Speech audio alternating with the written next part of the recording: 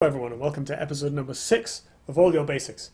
Today we're going to be fleshing out the last faction in our initial run, the Songhai. Songhai are a tricky one. They are a faction that's very difficult to just build decks with because a lot of their cards are relatively situational and rely on interplay with other cards in the faction.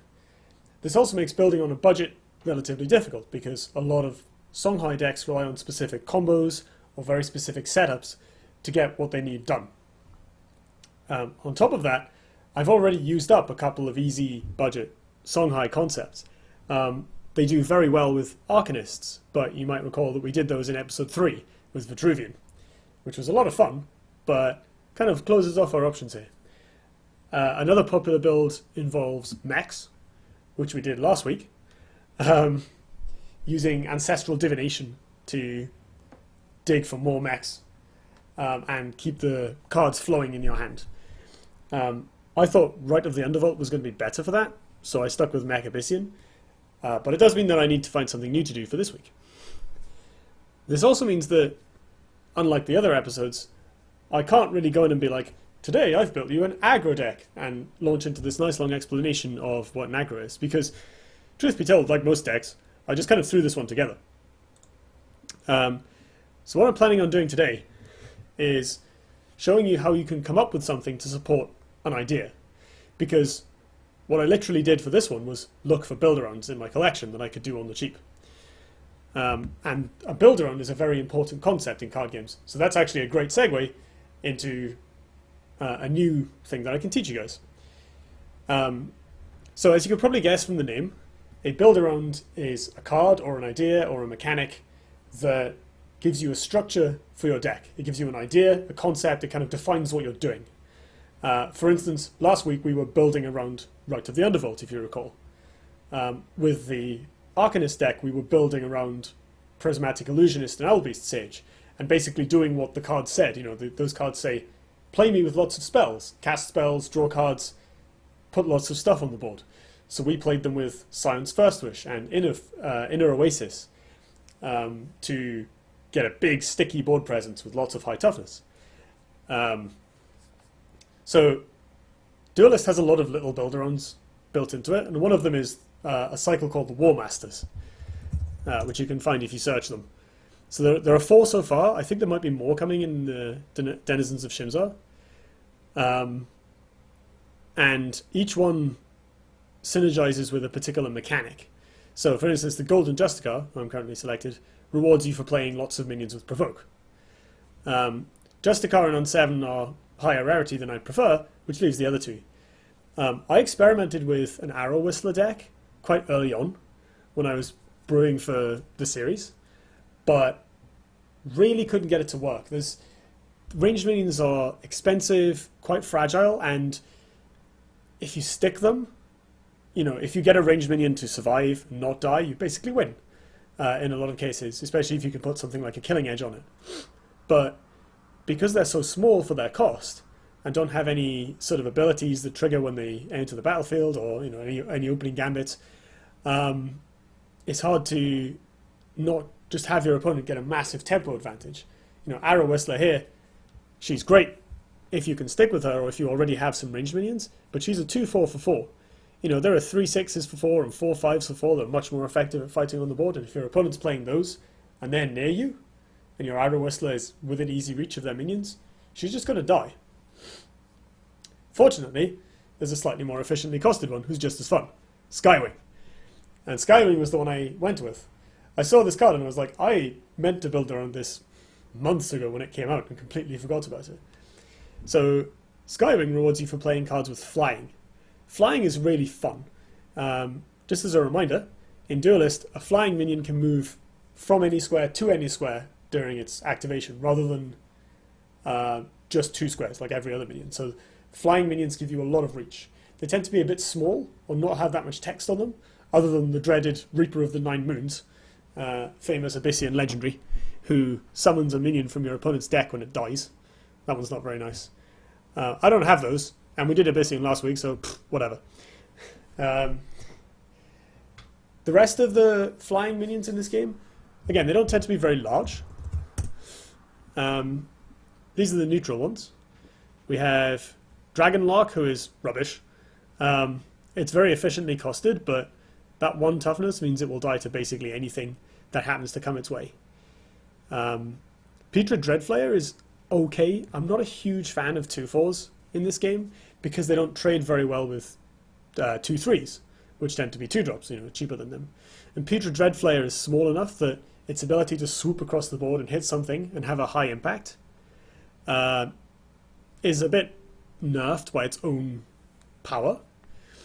But Skywing itself is a 3/3. That's a lot better. Skywing can fly across E to 2/3 and survive, forcing your opponent to move to a position where they can attack it or send another minion after it, use up a Blood Tear Alchemist, etc.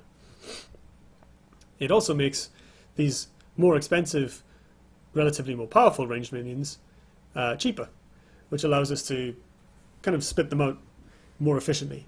So Wings of Paradise has actually seen a decent amount of play. A few months ago, when Xerix, the default Vitruvian general, had a very powerful Bloodborne spell, there was a strong aggressive deck that ran Wings of Paradise, and I think Magmar used to play them as well before they got a bunch of insane cards of their own. Wings is essentially a 5/3 because you replace a card before attacking with it.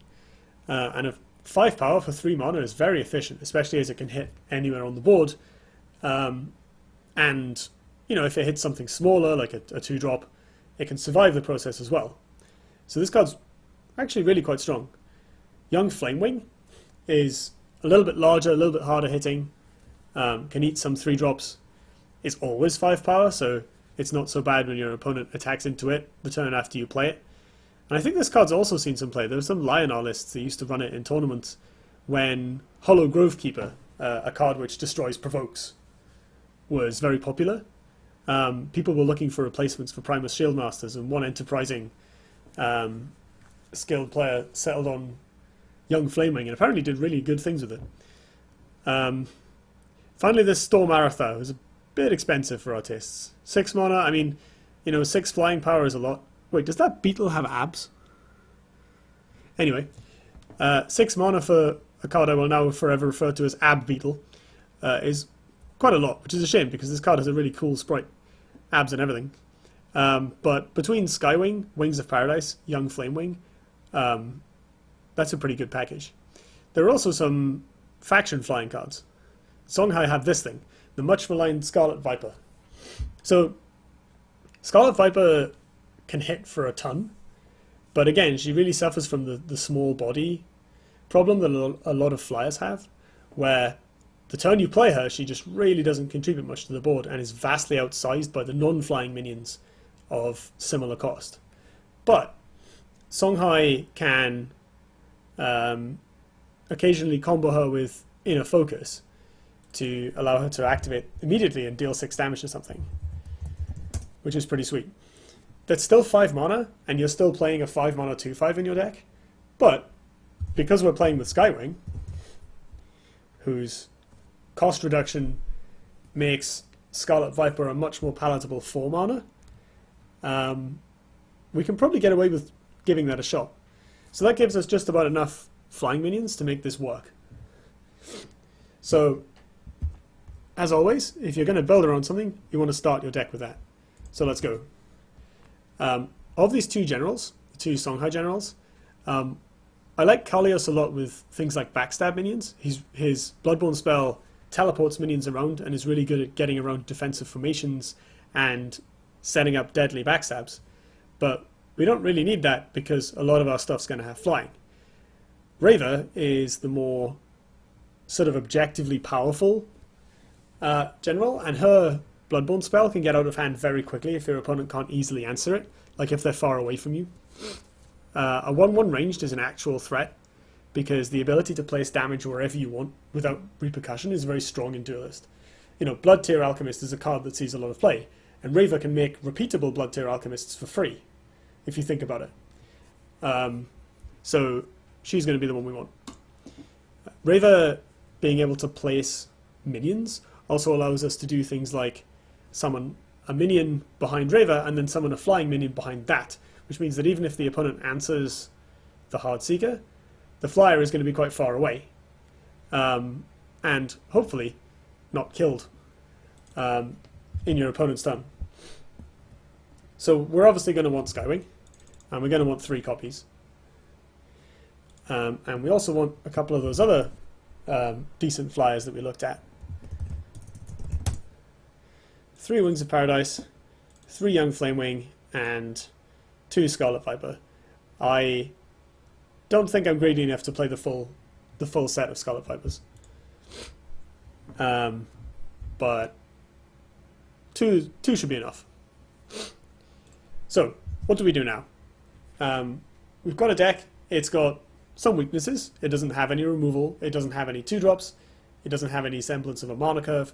But it does have a plan, which is to spam out efficient minions relatively cheaply. One somewhat infamous Songhai card that goes really well with that plan is Ancestral Divination. So this is a very strange looking card, and it's not obviously as powerful as it is when you just read the text. So it's a 1 mana spell. It says whenever you summon a minion from your action bar this turn, draw a card. This means that if you play this, and then you play 2 minions, it's essentially a 1 mana draw 2. If you play it, you play 3 minions in 1 turn, it's a 1 mana draw 3, which is insane. If any of you have played Magic the Gathering, there are a lot of times when they've tried to make cards that cost 1 mana and draw 3, and they tend to get banned, which is the Magic equivalent of nerfing things. So if we can maximize the power of Ancestral Divination, say by playing it and playing 2 strong flyers on the cheap, or playing it and then playing a series of cheap minions early on, we can really get ahead by spewing out a bunch of stuff onto the board and then still having a full hand. So the card is very powerful for that. So we're going to want the full 3 copies. So obviously the next thing to put in is a bunch of cheap creatures, and now we can sort of see a game plan start to take shape. So if we're playing a 1 mana draw spell that can draw 2 or 3 cards depending on what our hand is, a decent number of probably cheap minions, and a lot of flyers. And flyers are great for reach. They can attack anywhere. They're a bit small, but they're very good at hitting your opponent's face whether they like it or not. So we're starting to see an aggressive deck take shape. We covered aggressive decks in episode 4 with the Magmar, where I built a deck that just wanted to smash the opponent in the face over and over and over again. And it looks like we might end up doing something similar. Alternatively, we might be playing a tempo strategy. If we can make lots of 1 mana and 2 mana minions that affect the board in a meaningful way, backed up by these creatures that have the ability to go wherever they choose, we can get ahead on momentum, otherwise known as tempo in card games, which is, we looked at tempo in depth in episode 2 with Lionar and his army of big unkillable golems. But the basic idea of a tempo deck is that you just need to be doing more than your opponent. If I play a minion and you remove it and play another minion, you're ahead on tempo. You've done more than I have. You've removed my minion, keeping us on par on the board, and played one of your own, putting you ahead in the same turn. So if your deck is full of cheap, interactive spells and minions that can hit whatever they need to, it's very easy, or comparatively easy, to get ahead on board early by playing out lots of stuff, and stay on board by interacting with the opponent in powerful, flexible ways. So we can do that by doing things like placing 5 damage wherever we needed to. For, ideally, only 2 mana, that might not even have cost us a card, because we were having an Ancestral Divination turn, and we just drew another one. That's the plan. So, we're going to need a good amount of 2-drops, and of course, guess what? Blood Tear Alchemist. So, Blood Tear, he sees a lot of play. I'm trying to remember offhand if there have been any of these decks that he isn't in. I don't think so. Maybe he wasn't in the Magmar one, I'm not sure. I'll have to look it up later. So, Blood Tear Alchemist, a bit of a staple. It's fantastic in Ancestral Divination decks, where, a 2-1 that your opponent can quite easily kill, usually with their general, not that big of a deal. The 1 mana ping is sometimes fantastic, sometimes it's merely useful, but when it cycles, when it doesn't cost you a card, because you've played Ancestral Divination that turn, it's fantastic. So we're going to want the full 3 of those. From experience playing with Ancestral Divination, when you've when you've played it and you've planned to play 2 minions that turn and you draw into a Blood Tier Alchemist to spend your last mana on, off the Ancestral Divination, feels amazing. It's just a little bit of extra aheadness. There are a whole bunch of really good 2 mana minions we can play. I wonder if you can search... Oh, you can! Oh, that's brilliant. Okay. Man, I wish I'd known that before I started making these videos. This would save me a bunch of time. So this is Duelist, and therefore we want Ephemeral Shroud. So dispelling things is great. It's really useful. It's more useful the slower your deck is. Quick tempo decks or aggressive decks can sometimes ignore the opponent's abilities and their attempts to get value by just, running past them. And pretty much the only thing you might really care to dispel is stuff like provokes that are actually in your way. I doubt this deck is going to be that fast, so I think we want to play a couple of copies of Ephemeral Shroud just to make sure we can stay ahead on tempo by preventing minions that would otherwise massively swing the board from killing us. Not only things like large provokes, things with buff spells on, amplification is getting popular in the meta at the moment thanks to Blistering Scorn. So being able to remove an amplification, which is a 1 mana spell that gives a damaged minion +2/+4, being able to remove that with a dispel is great. Let's get a couple of those in. Healing Mystic. Healing Mystic is Healing Mystic. It's pretty useful. In this deck, it's specifically useful for healing our 3/3 flyers after they've attacked something.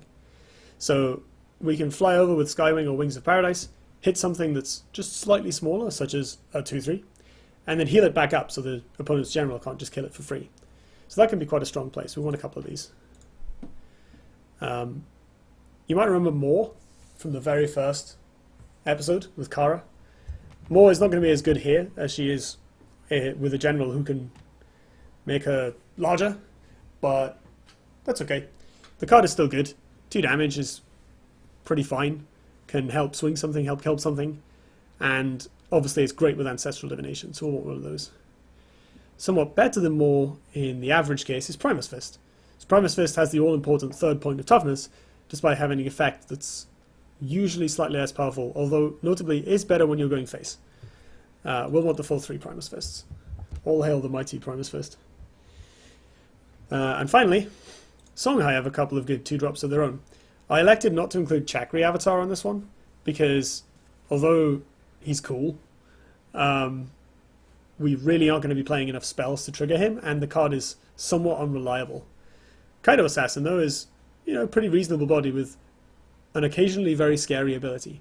We aren't going to maximize its use because we're not playing Kalios. Kalios is much better at setting these things up.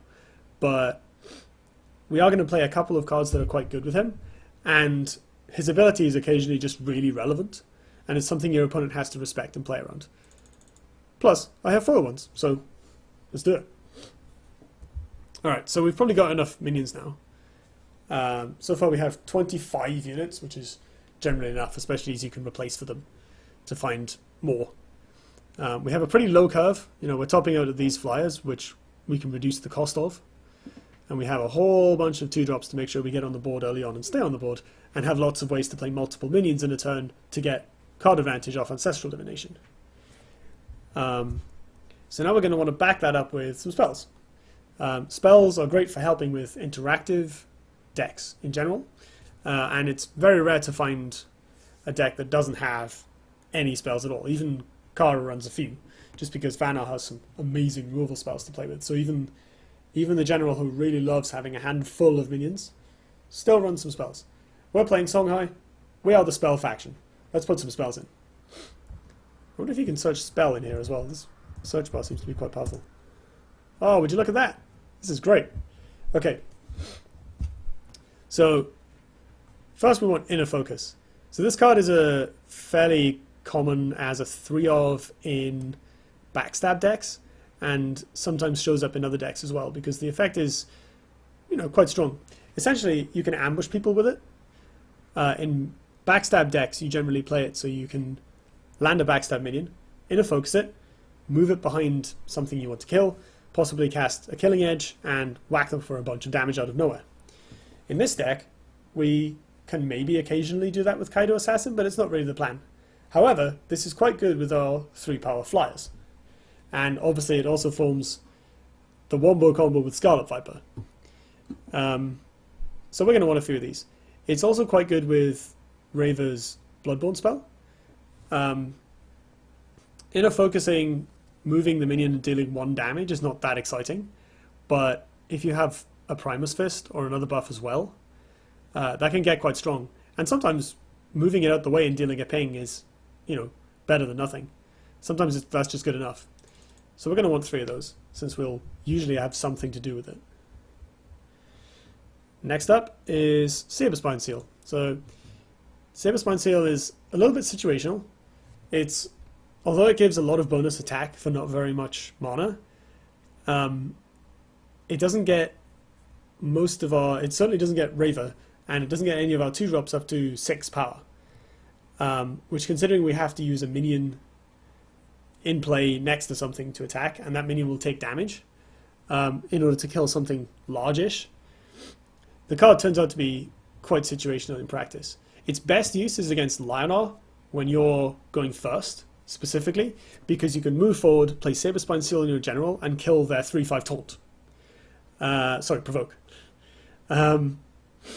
Outside of that, its use tends to be a little bit limited, especially as we're not playing that many ranged minions or that many backstab minions. We have a few, but not a huge amount. However, having 1 Saberspine Seal is a great tool to have access to. More useful than Saberspine Seal in the majority of situations is Phoenix Fire.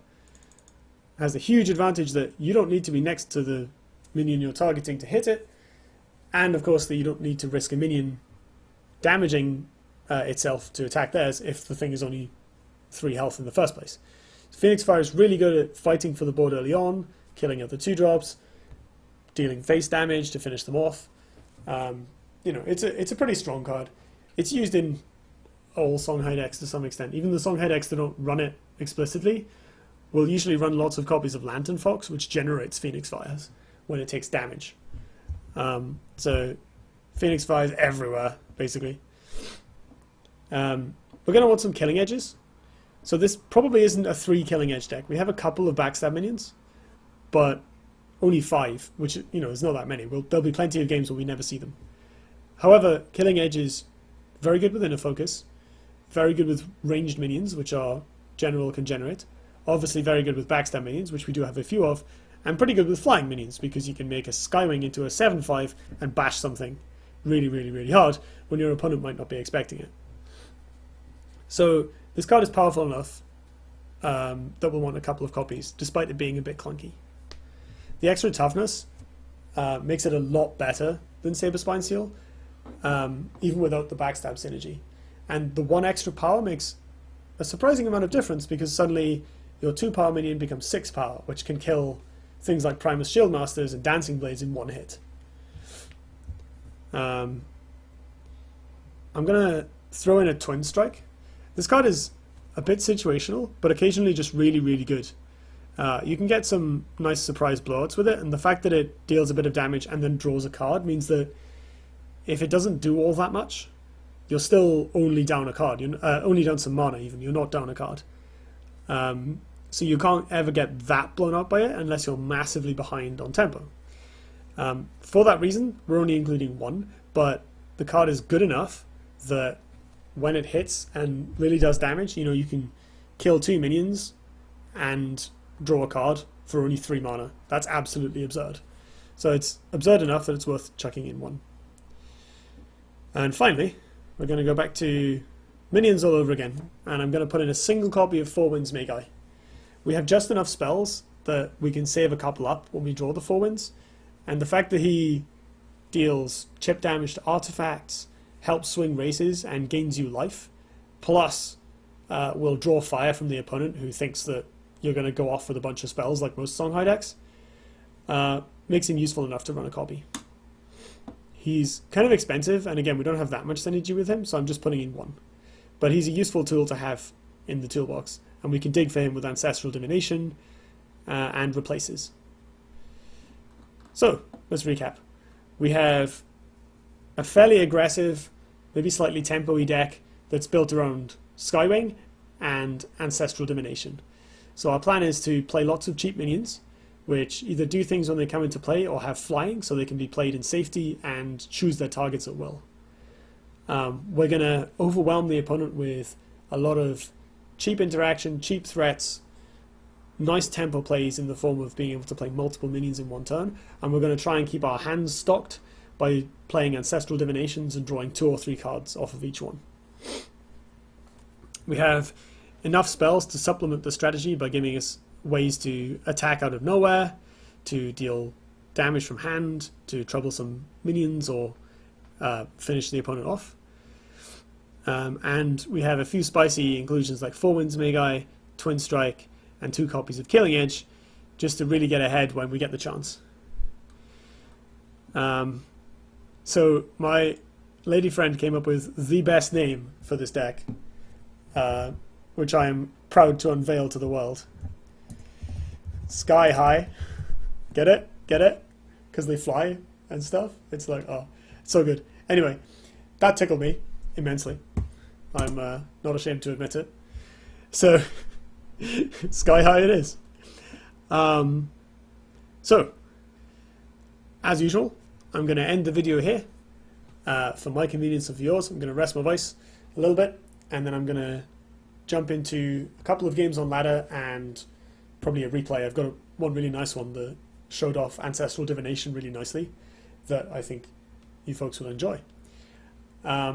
So, yep, I'll call this particular video to a close, and I'll see you over the jump.